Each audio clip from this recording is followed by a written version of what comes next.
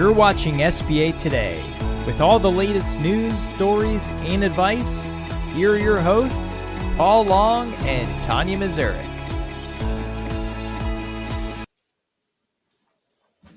Welcome to SBA Today for the week of March 18th. I am Paul in boring Seattle, Washington.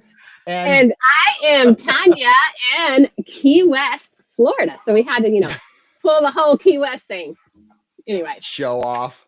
I know, right? I'm lucky. Anyway, so let's go ahead and get into the news, however. And what we know about claims, Doge found $312 million in business loans to children. All right.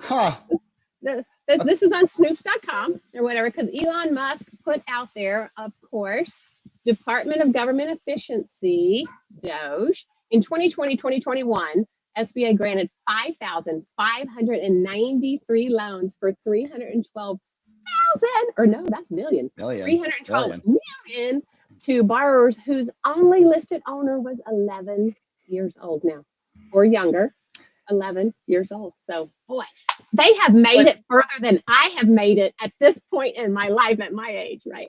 But anyway. I would also like to call out that this is the same person that said that only 5% of SBA loans are repaid. I just want to make sure that we're looking at this the right way. I think it was 8%. regardless. Anyway, goes on to say, while it is possible to have business arrangements where this is legal, that is highly unlikely for these 5,593 loans, as they all also use X.com, Doge, status, whatever, goes in all this other stuff. But I mean, come on. Yeah, I mean, I think the biggest thing is I think we've all experienced when we've put in a social security number in E-Tran and it pops up somebody's name and it takes an act of God to get it changed because somewhere there was an error. That happens all the time, and I'm sure that has something to do with it. And I'm sure if it actually, you start peeling back the onion, I highly doubt if a, 4-year-old is a guarantor on a loan. You know what, Paul? I'm probably going to disagree on that. I have a feeling that because there is fraud, we all know that there was fraud. Now, is the vast majority in that many fraudulent? Perhaps not, obviously. But do I feel like there are some out there that absolutely went that direction? I do. I think it depends on the program. Does 7A have those? Because notice this does not say 7A idle, PPP, blah, blah, blah. It doesn't say any of that. So I'm curious if idle is more, there's always more facts. Like, I feel like we just don't dig enough. Wait. What's a fact? I know. I don't know. We haven't had facts in at least a decade. But yeah, I mean, come on. I think, I think it's probably more in idle just because of what that program is, because there's no way that I would, or Tanya would, or anyone probably listening to this would put on a 4-year-old as a frickin' guarantor on a 7A loan. I just can't get it. I wish I had been 4 and, anyway, well, I don't know. You want debt at 4 years old? Good point. I wish I was a 4-year-old that had the wherewithal and funds that actually could do it. All right. So Doge also claimed, that it had to do with the social security numbers and the incorrect names and all that. But like you said, it's likely the idle. And you know what, guys? We banks, we had nothing to do with that idle. That's right. Leave us alone. We were good. Big banks.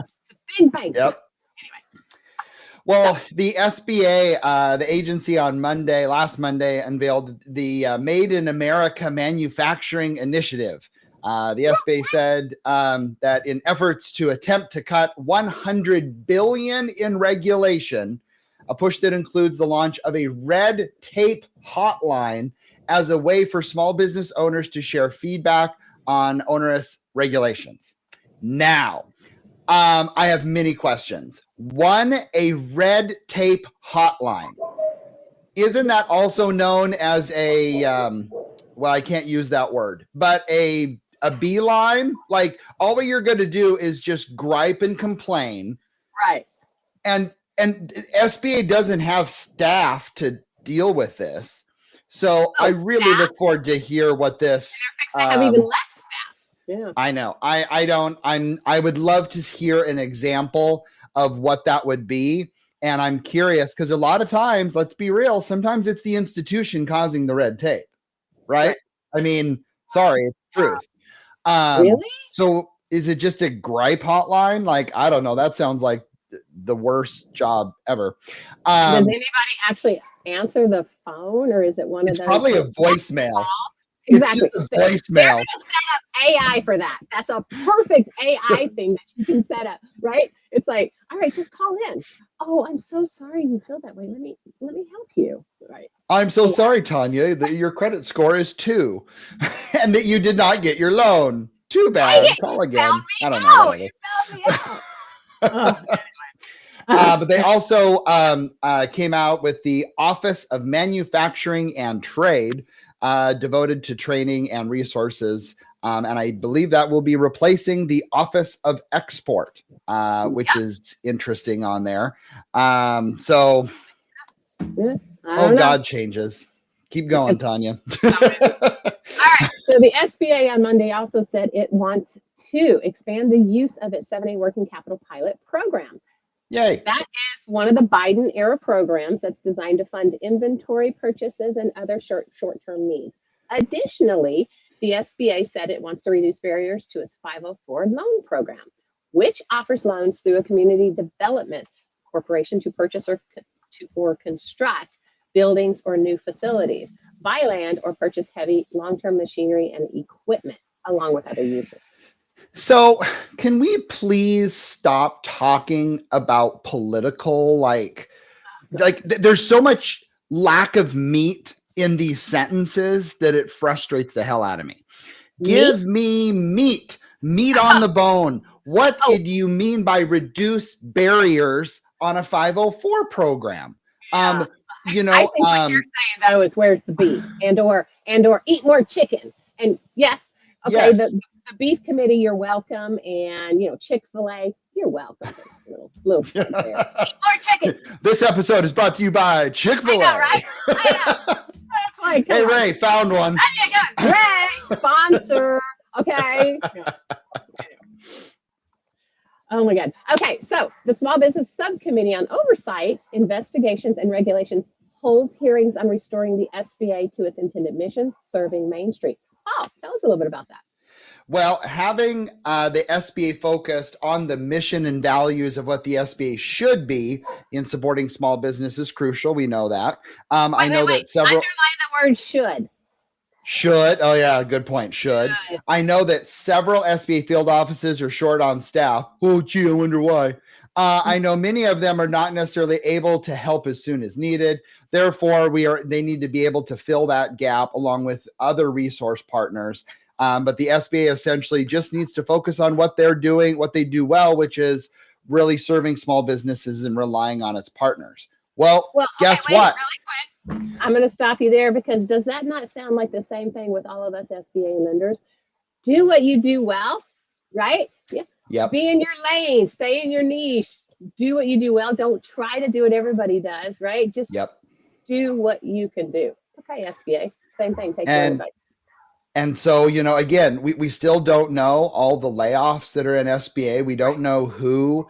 I know a few through the grapevine, which I'll talk about a little later. But my God, like we need to be. The BDO show made a good point on the Doge, and that was, they need to be cutting these jobs with a scalpel, not with a bazooka, because there are absolutely some that need to go, but. Carve out delicately and stuff like that. It's kind of like maybe, okay, don't get mad at me, people, but like an ER doc sewing you up and or a plastic surgeon. Oh, we're a medical show now? Oh, okay. Well, I have so many stories about that with my kiddos.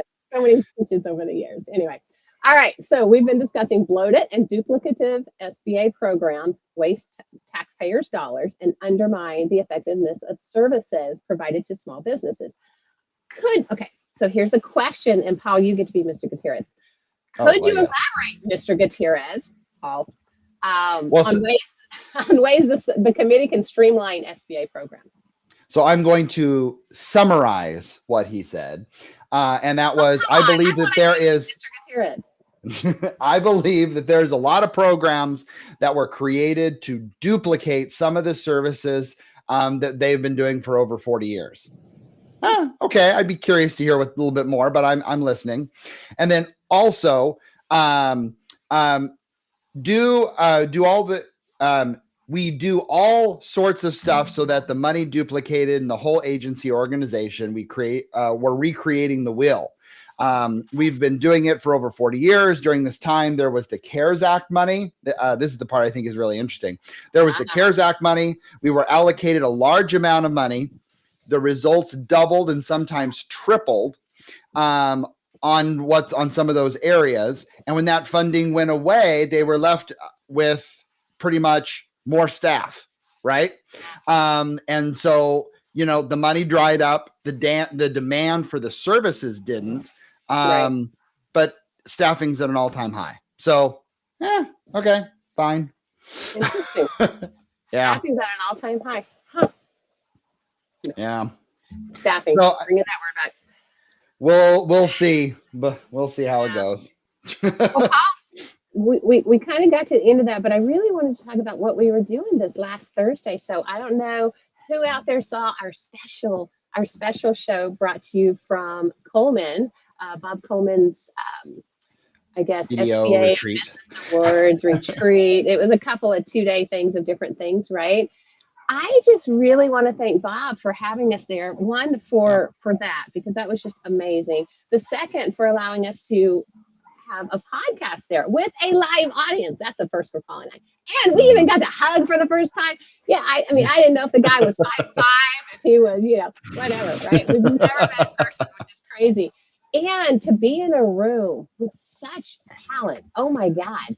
I felt so small in a lot of ways, right? So humbled to be there with such just brilliant people in our industry that, I think everybody should strive to do that every year. So I'm just going to give some kudos to that. Well, and you're right, being able to meet you finally in person and, getting to see so many different people of names that I've kind of known in the industry for a while.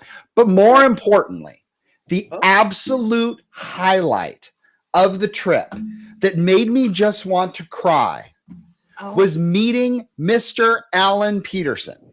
The jokester himself from the BDO show. What a flippin' character.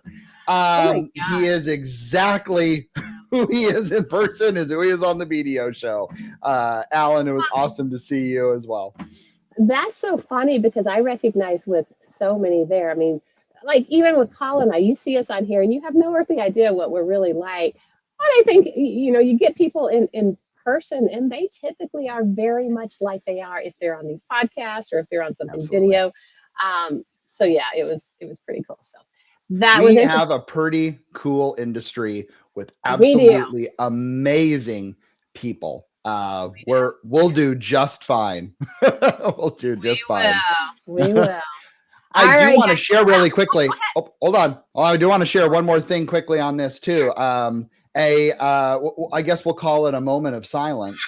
But that we did lose Joel Steiner, who was head of Fresno servicing last Friday. He was a part of the Riffs. Joel was one of the most customer-focused individuals I have ever met. Has helped me with so many different things. Let's definitely get rid of those that are the right. See, that's the thing. We're getting rid of some really some real amazing people. And so, Joel, I know you're gonna land on your feet and wish you truly the best. Well, and that's Paul. That's where it's like it's almost like you wish they had Uber ratings or something for this, right? Well, absolutely. So, if you're gonna get rid of people that you feel like are waste, make dadgum sure it's the ones that truly are, and it's not those that are so helpful for us in the industry, because we're going to feel the pain. Yep. We're going to feel the pain. Amen. Anyway, all right. So we are at the end. You guys, I know you just wish you were here, as you should. This is amazing.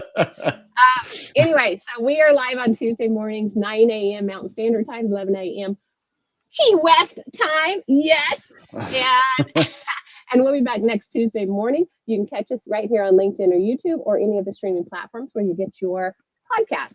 While you're there, check out our extra episodes that we've already gone through, specifically last Thursday's special edition because it's amazing. And check out the BDO show while you're there and the Art of SBA Lending because they are our partners and we love them. And we love talking to you. We love talking SBA. And if you have any questions or comments, please reach out to Paul or I, either or on LinkedIn, as we'd love to connect with you. Share with your network, guys. That's how we get the word out there.